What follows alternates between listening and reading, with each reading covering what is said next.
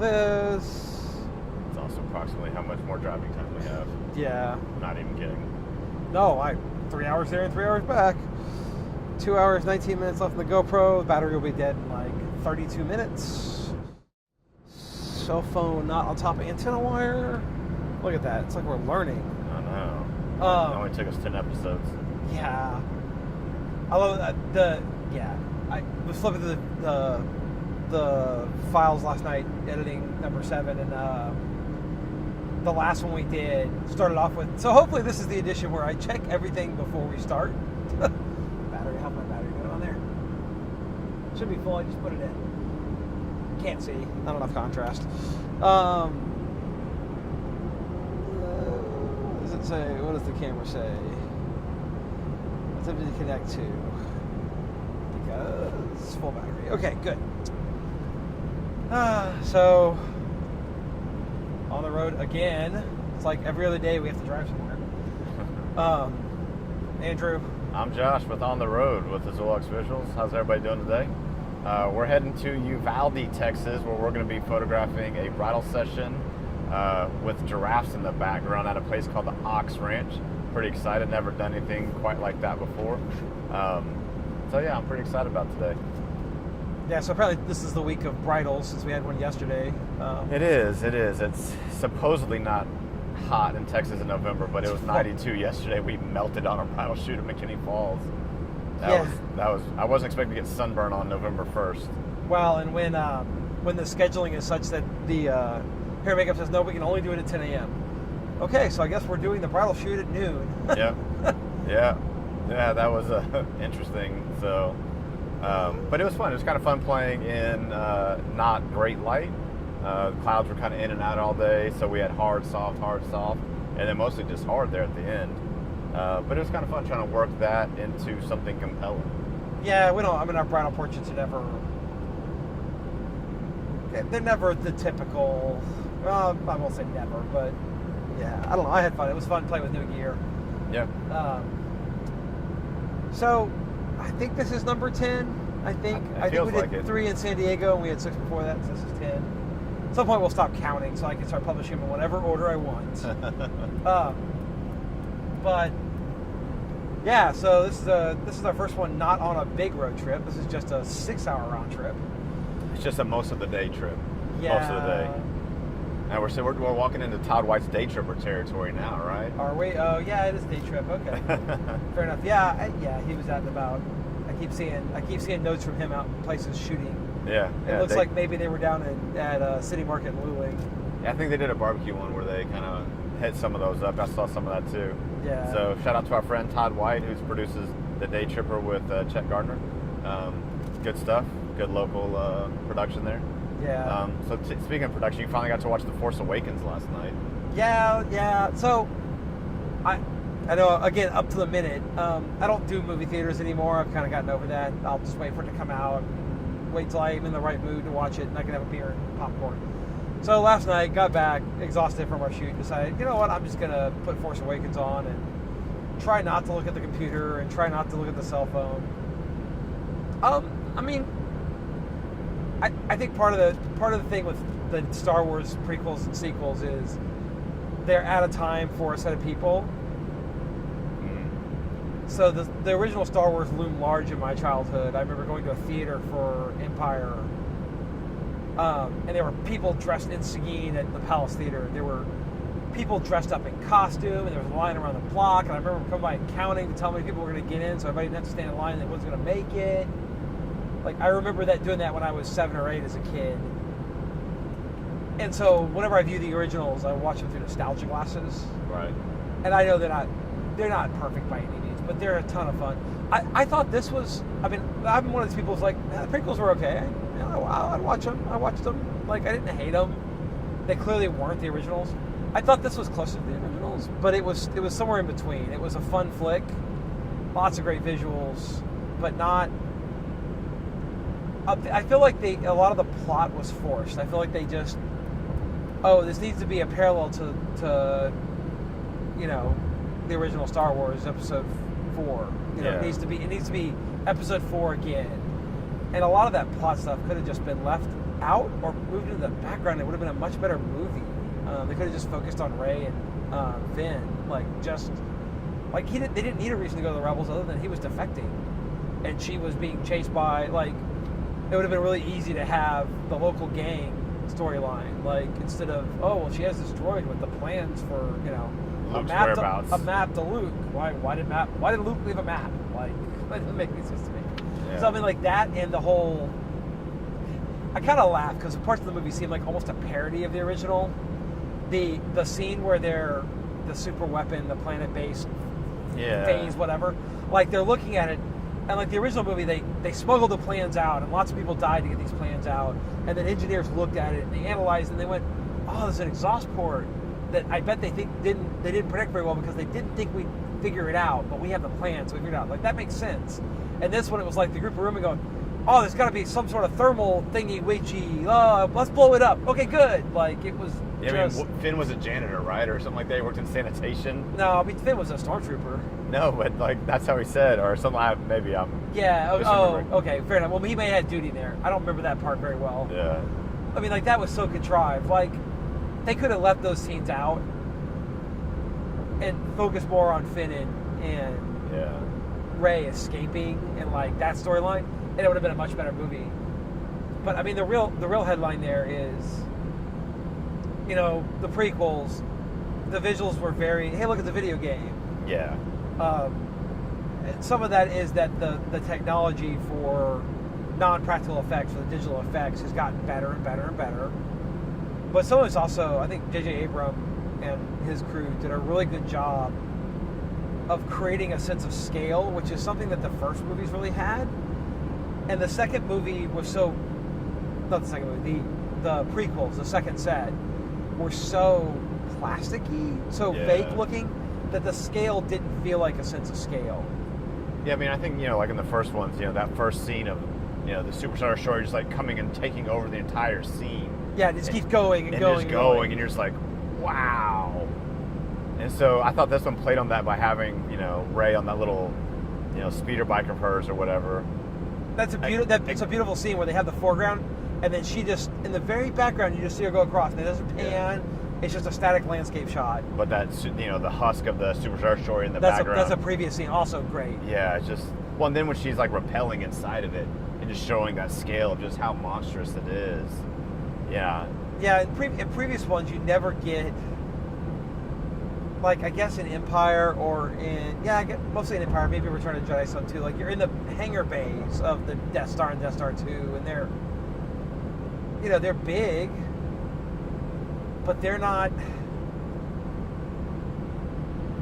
I didn't feel imposed on by the size of it. Yeah, even in the originals, and I felt imposed, in the wrecked Star Destroyer. That was a great, because there's been this galactic war going on. There should be a lot of that type of stuff around, not necessarily on the surface of planets, but so I think it's great that they brought that in. That gives the universe a lot of texture that I think, especially in Phantom Menace and the prequels, it lacked that level of texture. Everything was too shiny and new. Yeah. And a Galactic Empire, I don't care if it's going through its heyday, there's going to be old shit laying around. There's going to be ship junkyards. There's going to be, derelict ships in orbit. There's going to be, and that's the kind of stuff in sci-fi novels that I love when an author does a good job of using that world building. Well, and making the world old. Yeah. Yeah, that lived-in feel. Yeah. I think the other thing too is, you talk about the greatest, it's the Maz's cantina as the Mos Eisley cantina. Yeah, it was very clear that somebody said, well, let's just make Star Wars over again with the new generation. And I don't have a problem with that. It kind of rebooted the franchise, which I think it did. I think people are excited about it. Judging by Halloween, there was a ton of every girl, half the girls were princess and half of them were Reys. It had what a blockbuster should have. I wish that they could have not lost that and made the plot better.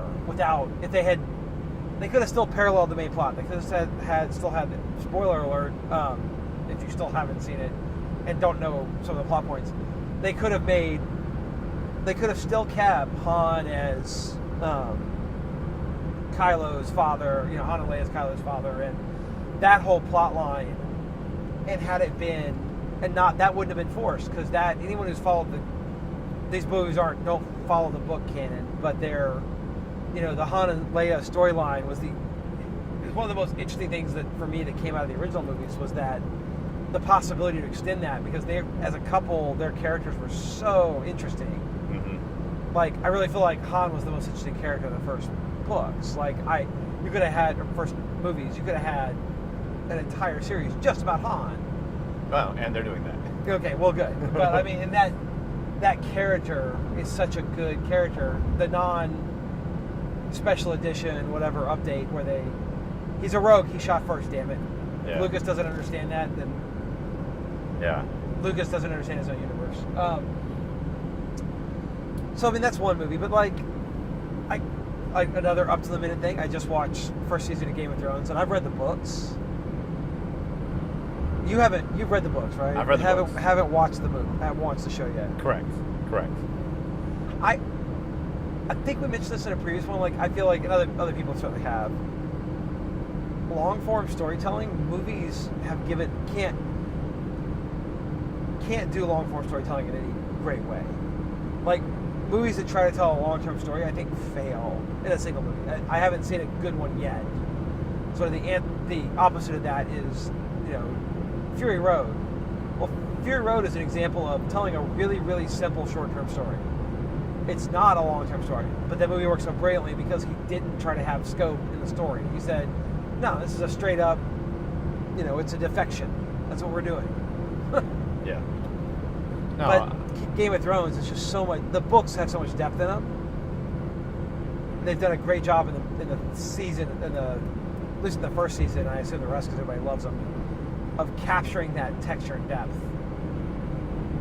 yeah, I mean, talking not necessarily about Game of Thrones, but about, books that we love or source material that we love, and like the Netflix, the Amazon, model, the HBO Go model, it's really subverted what kind of peak TV can be, or what stories can we tell now. It used to be, well, we needed to have, a couple of cliffhangers every show so that we could air commercials, and then we'd have like a medium cliffhanger at the end of the show so we get you walking back, watch next week.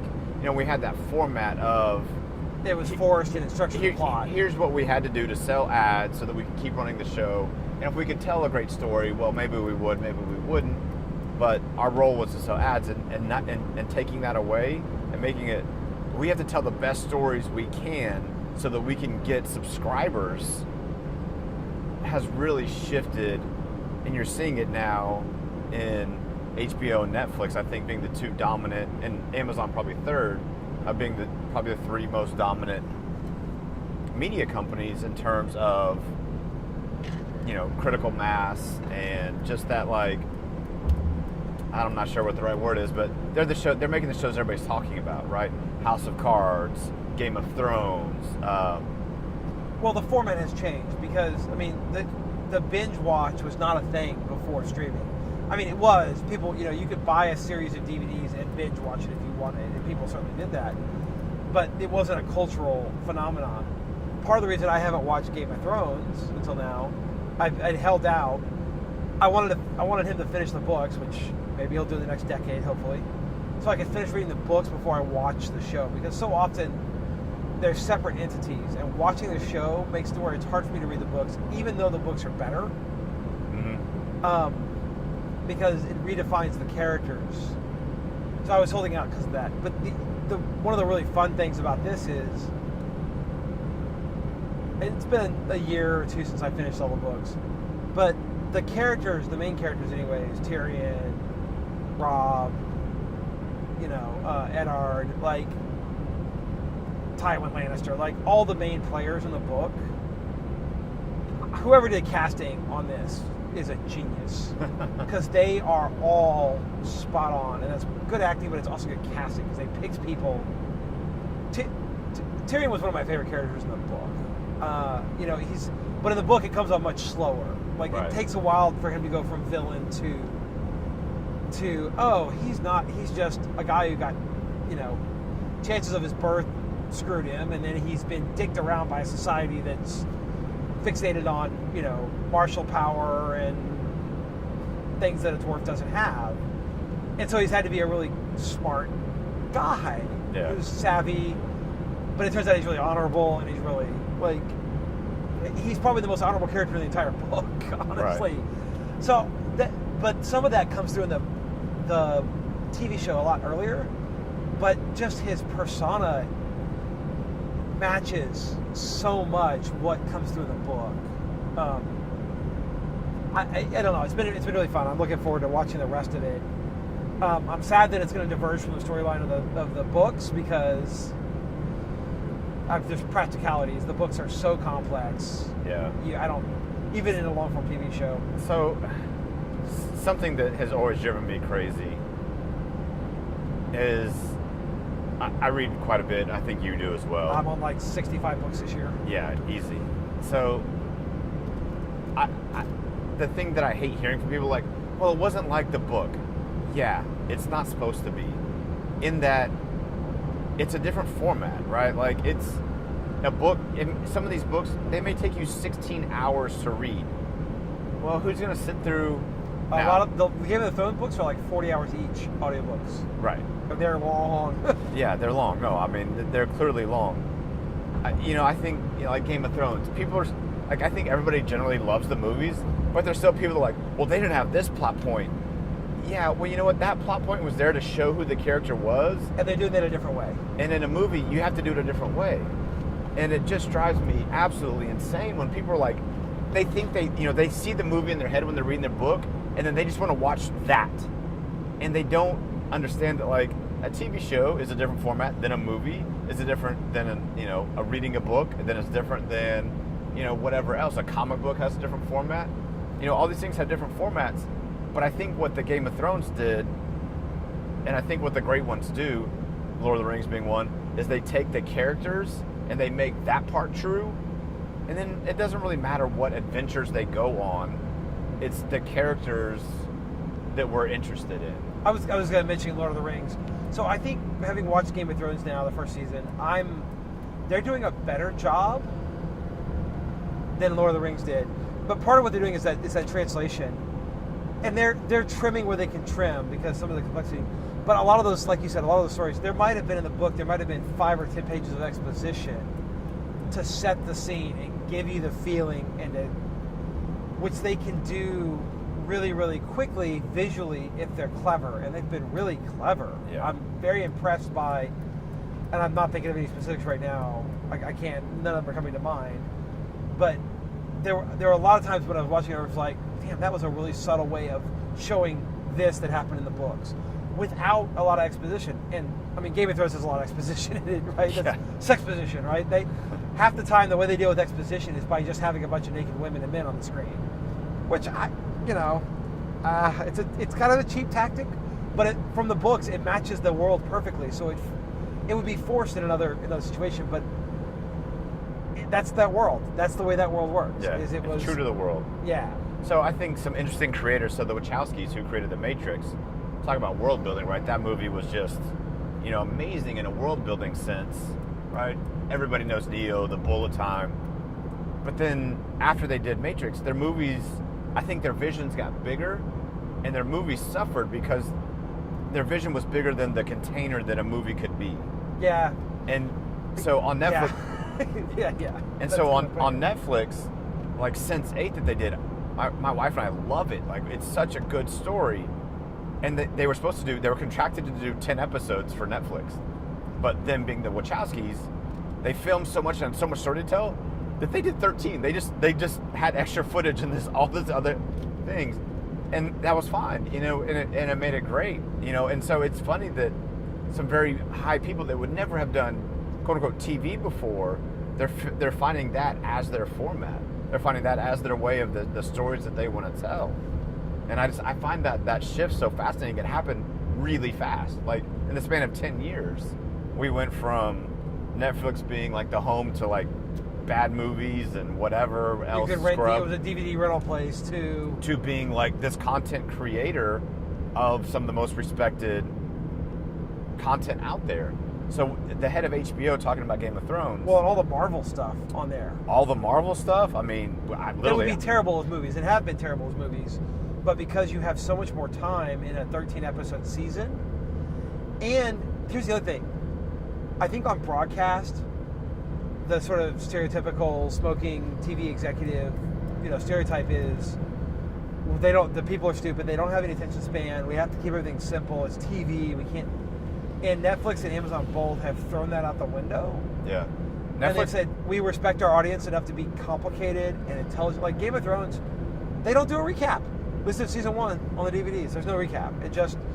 They just start off and they assume you knew what happened last episode. If you don't, go watch last episode again. Yeah. Like if you can't keep track, they're not going to waste everybody's time with what would have to be a 5-minute recap to get you anywhere.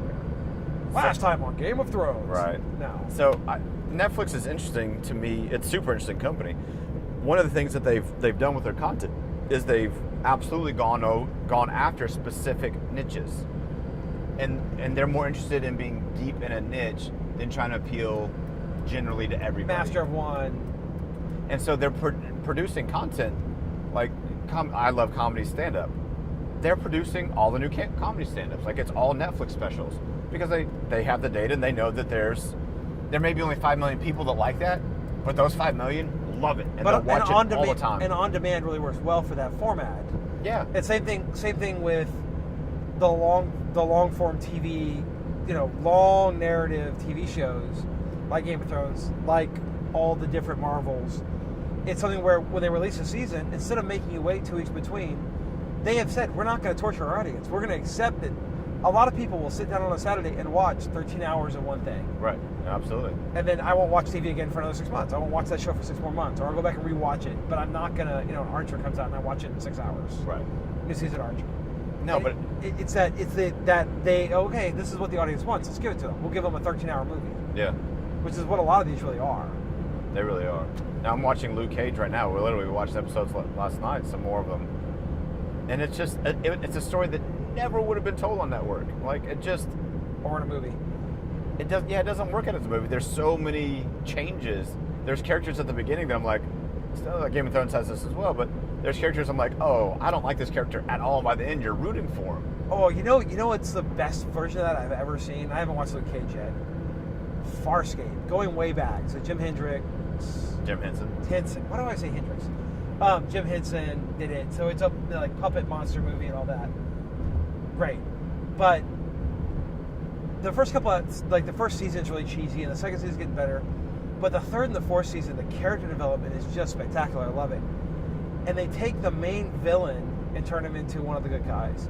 And there's a new main villain who you think, well, this guy's the devil incarnate. There's no way. And by the end, you're rooting for him because his backstory gets so fleshed out over the season that you're like, well, yeah, he's a terrible guy, but he's a terrible guy for a reason.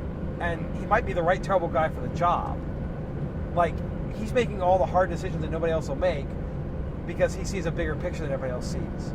So he's still the villain. So there's this big, huge arc where the villain and the hero gets knocked down because he has to do some really terrible things. And the villain you start realizing, well, he's had a really terrible, terrible time. And the entire time he's actually been on one mission, sort of one long-term mission to try to protect the galaxy from a scourge that's going to occur. And he's just willing to sacrifice any amount of stuff to save the overall galaxy. So it was just it's a really interesting story arc when they bring that villain. It's just, to begin with, he's a terrible villain. He's not the villain who won't shoot. He doesn't talk. He kills people. He's that villain. I haven't seen that. I'll have to add that to my list. Yeah, the first couple seasons are slow, but by the third season, John starts being. It's also one of these movies that references, or TV shows that references a ton of pop culture. Like, it's just one of these where he's continually throwing out references. By the third season, the main characters start getting really, really interesting because they're the typical misfits, right? They can't get anything to work. And then everybody assumes it's going to happen, but they start getting a reputation for pulling stuff off. And it never works the way they expect, but they always pull it off because it's that typical, it follows a stereotype, right? It's the never give up Boy Scout. He's an astronaut. He's got that, we're just going to work the problem until we solve it. So plan A, B, C, D, and E all went out the window, and we're on plan K. But damn it, I'm going to work plan K until I succeed. Anyways, I thought it was one of those, it's way back. I think it's on Amazon right now. It may be on Netflix, one or the other. It's probably going to be on one of the two. It was forever. Sometimes they fall off, but it's a good like, I don't have anything else to watch. Sci-fi, old school, like puppets, practical effects kind of thing. Yeah. So going back to Netflix real quick, just as like a business model, you know, obviously we're photographers and we're running this podcast to talk to other creative professionals, but just that notion that they've created an audience, but B, they've served their audience by going very deep into specific niches. I think we get guilty of that, where we try to do a lot of things to a lot of people, but we've had the most success for a lot of people. Yeah, for a lot of people. But we've had a lot of success when we go deeper and we become very much involved in those communities and get very deep and get, you know. But I see. I don't read it that way. The way I read it is, they've decided that they don't care about the old model, right? And they were already disrupted to start with, right? The movie theater, movie studios, and the Pandoras and Spotify's have the same problem with the entrenched industry. Clearly, the consumers wanted something different than to walk into a record store and pay $13 for a CD that had one song they wanted on it. Right. And so that industry's been completely turned up, and for better or worse, right? You talk about like artists not getting paid much and all that, but clearly there was a different demand there, and I think Netflix said, oh, they started doing this, and they were data driven, so they put TV shows that were available digitally, they licensed and put out. And I'm willing to bet one day somebody had a meeting and goes, so the data says that 40% of our users would like to watch an entire season at one time. Huh. Well, a lot of shows aren't really designed, like they aren't straight through that way. You know, they don't have that. You can watch them that way, but they aren't long form narrative. And then one of the directors they were talking to said, oh man, I've been wanting to do this as a movie, but it's just too big. Oh, you want to do this as a TV show? And they said, I think our audience would really like that. And they let somebody take that risk. I'm trying to think, like House of Cards is probably the first one like that. I think they did some smaller ones, but yeah, House of Cards was the one I think that everybody knows, where it was like, oh. Well, so you're talking about the data, so what's interesting about that, their casting was data driven. So they knew that in shows like that the people who watched those shows, that Kevin Spacey was their favorite actor. And so they cast him as that. So just Kevin Spacey's okay. Yeah, and they built a show around that, as opposed to saying, wait, who do we need to cast as this person? Yeah. Trying to fill in the person. What I think is not so much that they're doing specific things, is that they've said, how does our customer want to receive? What's the thing they want? And how can we deliver that? And so, I mean, they're not doing too many niches, right? They're making superhero action, but they're doing it in like, it could be like police drama. It used to be on networks, right? It's that same gritty, realistic feel. They're doing like the Kimmy Schmidt, like comedy, like 30 Rock style, like gaggy. So they're doing a lot of comedy. So they're doing Master of None with Aziz Ansari. They're doing Love, which is stand up, right? No, it's a scripted show. Ah, okay. No, they're doing quite a bit of that. So the comedy is definitely one, but they're also doing some shows that like if you're not, you know, they only show you. Game of Thrones is drama, right? It's a classic TV drama. No, but what I'm saying is not Game of Thrones. House of Cards. House of Cards. So your profile, after you've watched so many things, they kind of know what you like. So you may not even see them unless you search for them. Yeah. But they're doing like period dramas like Peaky Blinders, which you may or may not have heard of. They also, this month, they're coming out with a $100 million Queen Elizabeth story, and each season is going to be a decade. And so if you're an Anglophile, they're going to do this over like six seasons. Dramatized documentary. Kind of, yeah. But basically each episode is a year, and it's going to go for the 60 years of Queen Elizabeth's reign. Well, that's cool. So, I mean, some of this is also that I think the broadcast industry was marginalized. Yeah. By marginalized, I mean they were operating.